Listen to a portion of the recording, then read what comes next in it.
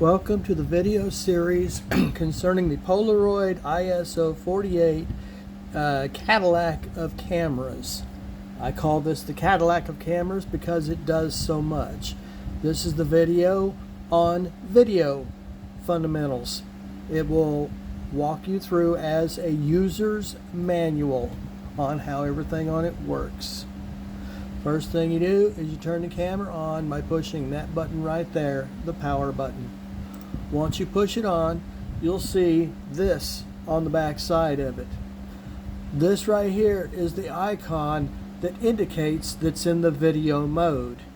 This camera has three modes selected by this button. They are the video, the camera, and the media mode. I do in fact have videos out concerning the modes.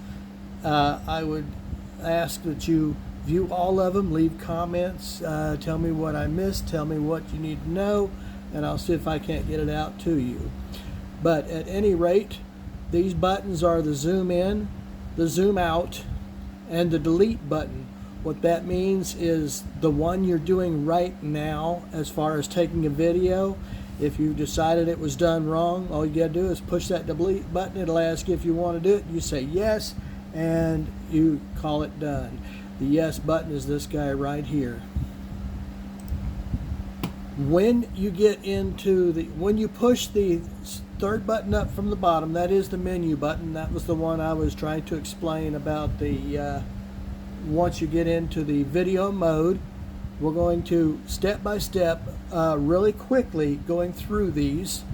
First one you have is the scenery mode. It sets the way you want the picture, the video to look. You're going to have to play with this because each person, each way they do things, it's all so different that I can't describe it to you. It's just that it's preferred that your scene be in the auto mode. This camera was taken with it in the video mode. Next we have the image size. The 1280 by 720 means pixels in the picture. How detailed do you want that picture? The next one is image quality. Do you want it as a normal picture? Do you want extra details in the picture, or do you want to see peach fuzz? Superfine is peach fuzz. What it does is it takes away memory on the chip that goes inside the camera, but if you've got a 64 gig on there, you'll never notice the difference, and you could keep it on superfine all the time if you wanted to. Next we have white balance. What they're talking about there is how much, whenever you look outside, you can't hardly see because your eyes are trying to focus. It's because your eyes are being flooded with white. And what they're trying to get you to set on this is it daylight outside? Is it cloudy outside? Are you inside on the fluorescent lights? Or do you want it to do it automatically? It sets the amount of white balance on it so that your picture can get the best picture without it being blinding. Next one we have is color effect. Each one of these, obviously monochrome is a black and white. Each one of these has a different standard to look at. I would invite you to just spend some time on Google or Bing or whoever you use to look up each one and get a better definition of it. Image sharpness, how much detail do you want, the clarity of the picture. How much detail do you want to see of the shirt that person is wearing? Do you want to see the stitches? How sharp does that picture need to be? Light exposure is how much light you have behind you getting into the picture. Most of the time it's set to normal. And like I said, these are videos. These are not camera pictures. These are videos. The next one is ISO. It is the International Standards Organization of how the camera should operate, and they have different ones, the 1, 2, and 400. May as well put it on auto because they have added to them, and these are pretty old, but they work rather well. The next one is metering. Again, take a look at anybody that understands videos knows what metering means, so I'm not going to try to explain this to you because it never really gets in the way of taking a good video. Oh, speaking of that, just to give you an up front, when you take a video with this camera, it does record audio, but you can't hear it from the camera because the camera doesn't have a speaker. However, when you transfer your file over to your computer, you will hear the speech from there. It does record audio. Anyway, language. You get your choices of English, French, Spanish, and Portuguese. Take whichever one you want and then just select it. To be able to set the date and time is right here, and I can only think that right there is so that it will post the date, time, and stuff like that on the picture when it is taken, or the video when it is taken, so that you can use it for records later on if you choose to.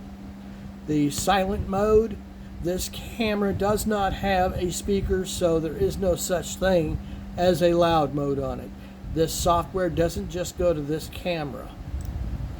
There's the auto power off. What this does is, if you have a tendency to forget that your camera is, your video is on or your camera is on, that it will automatically turn it off. And I always leave mine as disabled because I want it to stay on until I want it to shut off. Because you can take this thing, screw it to a tripod, and take videos with it. And those videos will last, I think, up to 10 minutes. I'm not sure. It's been a while since I've done it last. This next one is a little bit funny. Frequency. If you're overseas, if you're in Paris, they run on 50 hertz. If you're in America, you run on 60 hertz. What that does is, if your hertz is wrong when you're doing your video recording, you're going to see lines across the screen because the frequency or the speed of the pictures is incorrect, and that's what that causes. The next one is formatting the memory card. Every once in a while you'll be taking a video, and after you're finished with the video, you'll plug it in your computer, and or when you get ready to take that video, it'll say, I can't do it because I don't see the memory card. And you know it's in there. So what you do is you go into here and you format the card to match the camera. That's what this is about. Formatting the card to match the camera. Once it's formatted, your pictures will start working and it'll be picked up by your laptop, desktop, whatever. Firmware. This is not exactly the newest version in the world, but it is functional, and on this one it works fine.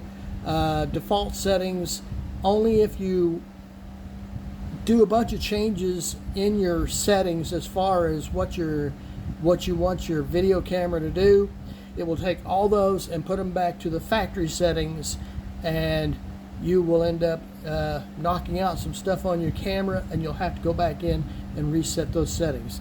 This right here is in case something gets stuck. That's all there is to it. And guess what? Have fun. Enjoy.